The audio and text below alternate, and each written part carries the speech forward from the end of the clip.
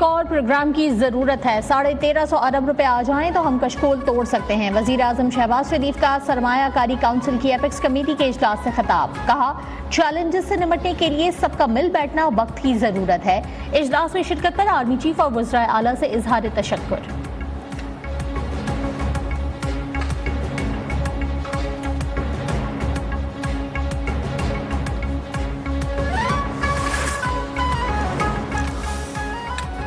पाकिस्तान ने 18 मार्च को अफगानिस्तान में दहशतगर्दों के ठिकानों के खिलाफ टारगेटेड ऑपरेशन किया। पाकिस्तान ने अफगानिस्तान को कई बार ठोस शवाहिद दिए, लेकिन दहशतगर्दों के खिलाफ कार्रवाई नहीं की गई।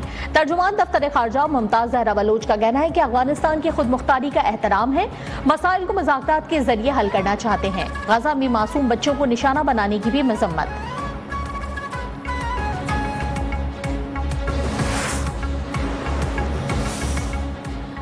गवर्नर कामरान टिसोरी की शहीद लेफ्टिनेंट कर्नल सैयद काशिफ अली की रिहाइशगाह आमद। वालिद और भाई से मुलाकात, शहीद के लिए फातिहा खानी। कहा, दिफाए वतन के लिए शहीद काशिफ अली की कुर्बानी सुनहरी हुरूफ से लिखी जाएगी। ऐसे बहादुर सपूतों की वजह से ही पाकिस्तान कायम दायम है। सिक्योरिटी फोर्सेस का हर शहीद कौम के माथे का झूमर है।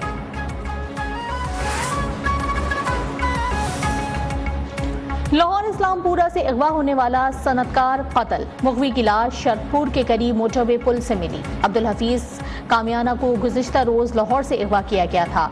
अगवा का मुकदमा मकतूल के बेटे के बयान पर दर्ज है। और पाकिस्तान और उर्दन के दरमियान FIFA world cup qualifying match. उर्दन ने पाकिस्तान को 3-0 से हरा दिया।